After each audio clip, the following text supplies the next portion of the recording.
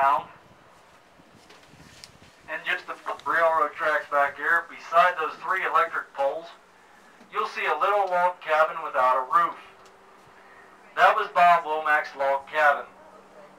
Bob Womack was the first man to discover gold in this area, and named his mine El Paso Lode.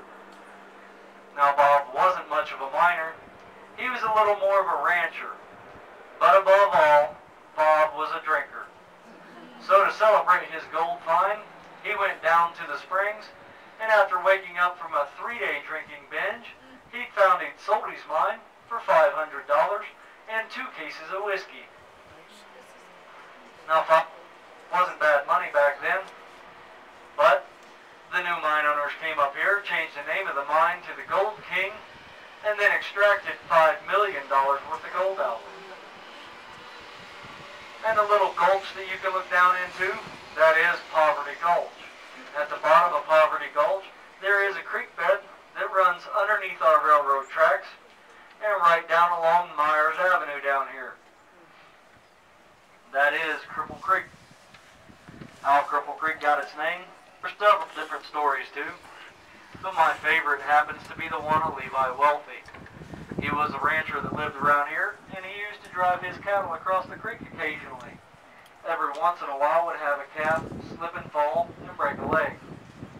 One of those times his youngest son had decided to get off his horse and help one of them calves out. He then slipped and broke his leg too. Even Levi was known to have broken at least one leg in this creek, and upon talking to some friends, Levi just happened to mention, "What a Cripple Creek," and the name just stuck.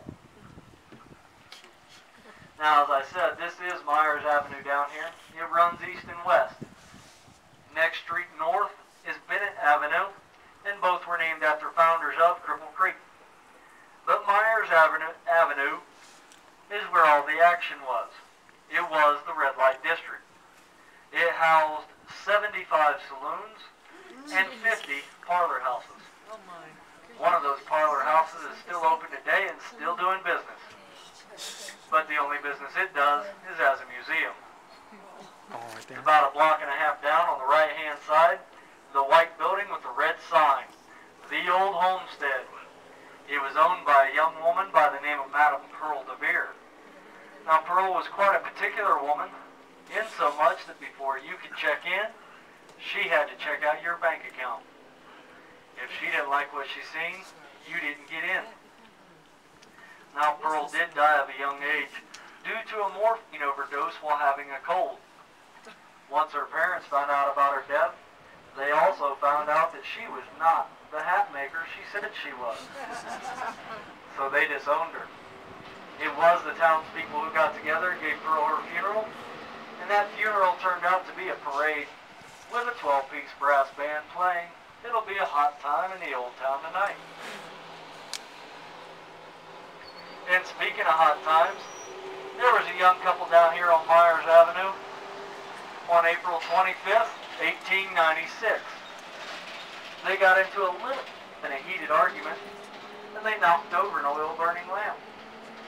That fire burned down half of Cripple Creek. And not to be outdone, just 4 days later, the Portland Hotel had a grease fire in their kitchen. They burned down the other half of town. Shortly after those 2 fires, there was a decree made that any building built on Myers or Bennett Avenue must be made of brick. The impressive part about that is you can walk around town today and look at some of these older buildings with the nameplates on them, and you will see the year of 1896. That is because it did only take a few months to rebuild this town. In Cripple Creek's heyday, they had 40 to 50,000 people living up here.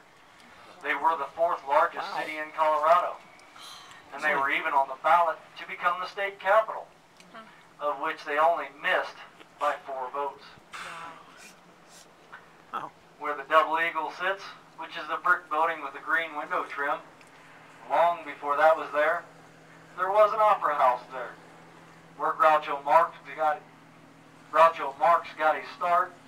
Jack Dempsey had his first 2 bouts there, and it's also the site of the nation's first indoor rodeo. Now this does bring our tour to an end. I hope you guys have had a wonderful time. And as you travel around today, whether it be Cripple Creek or wherever, please have a safe and wonderful